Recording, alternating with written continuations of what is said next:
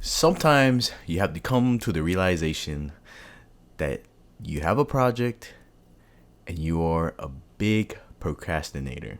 That is exactly what has happened these past few months.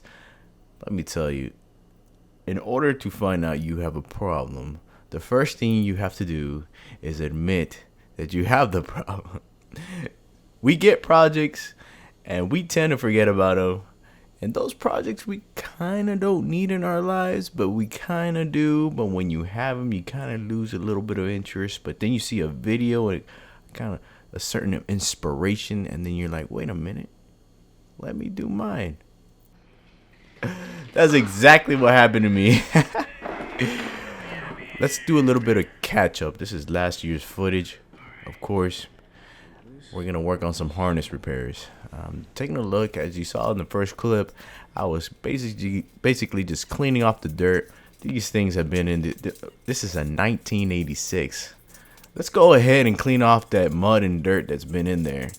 It's been a long, long time, and since you already have it out, why not clean it? And not many people are those types that like to clean stuff, but I usually take advantage. So what I'm doing here is I'm actually fixing the portion of the main. I think this is one of the two engine harnesses. This is part of the driver's side where you have the O2 sensor. And if you recall, this car was changed from a one wire O2 sensor to a 4-wire O2 sensor. Basically, it has a heater circuit. Am I saying that right? No, I don't even remember. I think I did. So yes, we turn it into a 4-pin. Basically, we're adding a heater circuit, and we are putting the same signal wiring for the O2 sensor. This car has a different ECU. It is not an 86 ECU. It is an 88 ECU. So at that point in time, it required a 4-pin. So the wiring there was really messed up. So I decided to basically route it correctly using simple methods. I'm using a lot of electrical tape to kind of hug it against the main harness.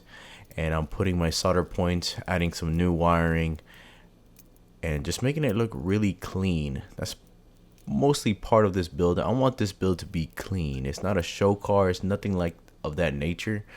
But if someone ever buys this car, they're going to have a problem-free car, I hope. But you see my technique. I'm using a small little soldering iron for a small wire. That's technically what you want to do.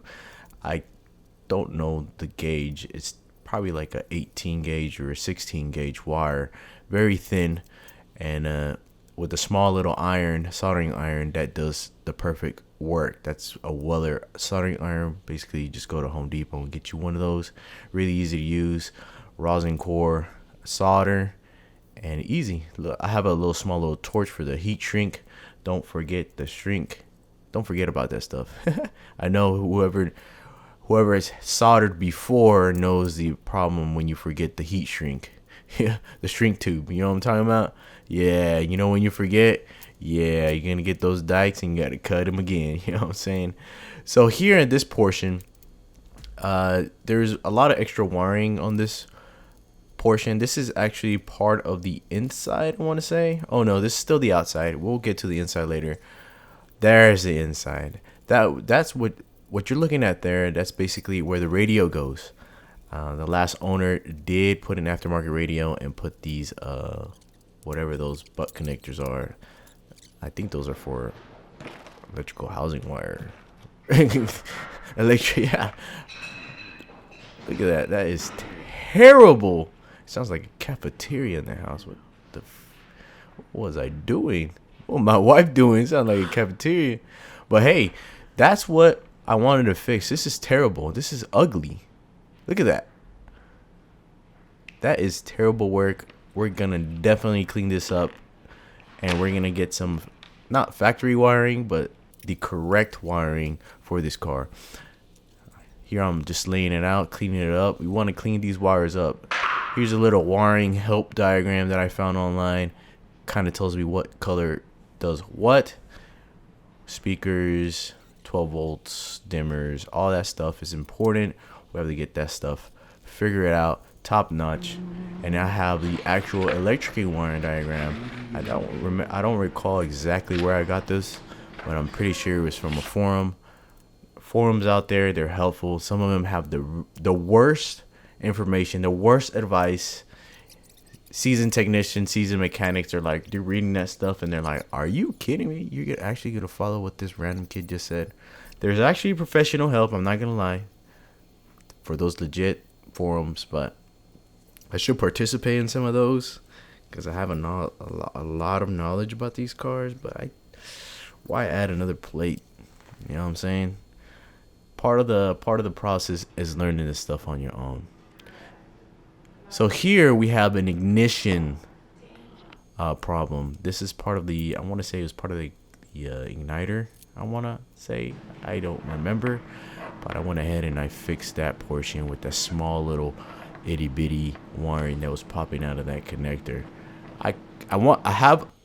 I did have a whole brand new connector. I could have put brand new wiring, but my soldering iron did not get hot enough, so I had to improvise and do something else. I still need to go in and fix that, since now actually a year later I have a better soldering iron, but I'll do that when the time comes. Here I am adding some extra wiring to the audio interface wires, radio stuff. They needed more wiring on it, and so I added some more onto it. I actually found the correct colors for them, so we wouldn't get confused here. We just need a lot more wiring. Alright, I just want to touch base with you guys for this whole interior harness. I think all the repairs are about done. I had to do a really thorough cleaning through all of this wiring. I think this car was flooded at a time, and I don't know how it got really dirty under there, but it really got dirty. And then on top of that, I think since most of the old 4Runners, the cabin air filters are not integrated on these models for some reason. So some of the dirt from the outside and all the dust and stuff just starts to accumulate. But I wanna show you all the repairs I did. Here I did some extra. Of course, it's called extra. Extra. This is extra stuff. I did some wiring wrap on some of these things. Here is this is the oxygen sensor. I redid all of this. I taped up some portions. I also redid some of the wiring that was on this side. I can't even tell anymore. This side right here. Some of the wires, since we did convert this truck to an 88 engine harness, it was an 86, so it required a 4-pin O2 sensor. So when I was doing the testing or trying to get the system working right, I kind of shortcutted most of the grounds. There's a series of grounds, and basically those wires would come out and join here, but it was really bad, so this harness needed to be fixed. So I fixed that. I looped up the grounds to follow this the main wiring harness, and geez, what a difference. Now I have extra room to actually move the wires. This shouldn't be an issue anymore when going inside the engine bay, because this portion does go in the engine bay side. And then I also added a single pin wire right there for the oxygen sensor too, because this is an added wire that we added from the ECU to the main O2 sensor. I'll probably show you that later, but I did find a single wire connector. This is a connector. You just got to take it off from right here, and it actually splits. Let's see, I can do it one hand. No, I can't. I can do it one hand, but you kind of get the gist. This is a connector, so when we're going in with the interior harness, I'm gonna have to solder this end to the other wire that's inside the engine. So we fixed all of that. You're probably looking at me like, what are you talking about? But you'll understand once we get in there. So all this here is where the firewall goes. So from this point to out here, it goes to the driver's side of the engine bay. Then this side here goes into the driver's side interior of this loom, or this rubber boot. Here's the main fuses. I replaced all the fuses with the correct ones from what I found on the Toyota sites. the 4Runner requires a 20 amp fuse for the defoggers, which I'm pretty sure they don't work on this truck, but I did put it in there, and I replaced everything with the 15s. Apparently, when I was going through the harness or through the fuses, all the 15s were replaced with 20 amps. You really don't want to do that, because just in case there is an electrical issue, you don't want the circuit to keep going. It will get hot, and then you'll start smelling something weird. That's in the worst case scenario. So I really highly recommend you using the OEM recommended amperages for your fuses. You just don't want to get in that scenario where you're starting to melt stuff. So use the recommended factory numbers. And I also put 2 replacements right here, just in case one of those fuses do go out. I have a replacement here. And then I found this on the old one. This is a fuse puller. I found this on the old basically the donor harness that I've been taking out the wire from, and it still had the fuse puller, so I just put it in there. Other than that, everything's looking good on this side. Here we have 2 open wires. This is for the speaker. This 4Runner only came with 2 speakers, front speakers, so I have these ready to go for the new speakers that I will be putting in there. What else? What other? As I did mention, all the harness was cleaned up really well. I fixed some of the odometer stuff. This was a exposed wire, really ugly, and some of the pins were not located properly. So I fixed these, made sure they were the correct ones. If something is wrong, we will go later and diagnose it. But as of right now, I'm pretty confident in this repair right now. For the most part, I think I'm confident with all the repairs I've done. Some of them, you start thinking about it right after. Did I solder this correctly? It's just one of those things. If it comes to that point, we'll diagnose it to that point. You know what I'm saying? When that point comes, we'll diagnose it then.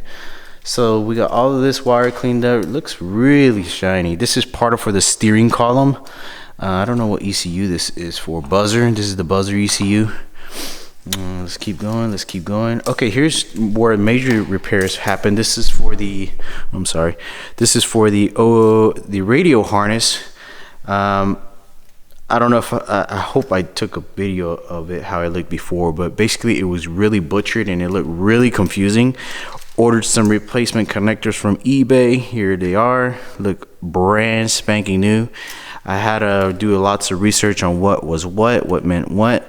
The only wire I did have issue was for the illumination. Basically that is integrated with the tail light fuse. So when the vehicle's headlight turns on, all the lights from the interior should turn on, including the dimming of the radio. That was a pretty tricky wire to maybe try to find, because it's one of those wires that not all harnesses have apparently, and this one was there. So another thing I found out that this wiring harness is from an 87, meaning that the production date was later. Even though the car is advertised as an 86, it has updated 87 wiring. I think that's one of the things that may have maybe tackled on some guys on the run here, that they have an 86 4Runner, and then they find out when they're looking through the harness they don't have the same exact colors. I need to confirm on the truck of what's the production date on it, but I'm pretty confident the production date is later through 86. If it's a 1986 and the production date says 12/86, then that is classified as an 87 model. Well, not as an 87 model, but updated wiring from an 87 model. I hope you kind of catch my drift what I'm trying to say here. But other than that, I think the wiring repair went good. It was really bad, and right now it just looks gorgeous. So we got that figured out, and then we go down the line here, across. We're going to the passenger side boot. Oh, this is your fuel opening circuit relay. I think that's what it's called, opening circuit relay. Very important if you have a no start condition. You may be looking at a faulty relay. But we went through the cleaning process. Let's see. Other than that, there was a lot of grime on this one I couldn't really get to. And then I did some more repairs on the igniter side of things. I think this is the igniter. And I had to do some major repairs on that because I kind of butchered it by accident when I was trying to diagnose it. And I didn't do a very good job at doing that. So I kind of redid the wiring here. Hopefully that works and it will be fine. Other than that, by the way, we also have some more open wires here. I think this is for lighting because it has wiring for the tail lights. The tail light integrates for like the sign markers or something. So this we'll figure this one down the line as well. But other than that, the main interior instrument panel harness is up and ready to go. Hopefully we don't have no issues when installing it. I feel pretty confident that it's gonna work, but if we do run into issues, we'll tackle it then. So screw it, why not? Let's do this.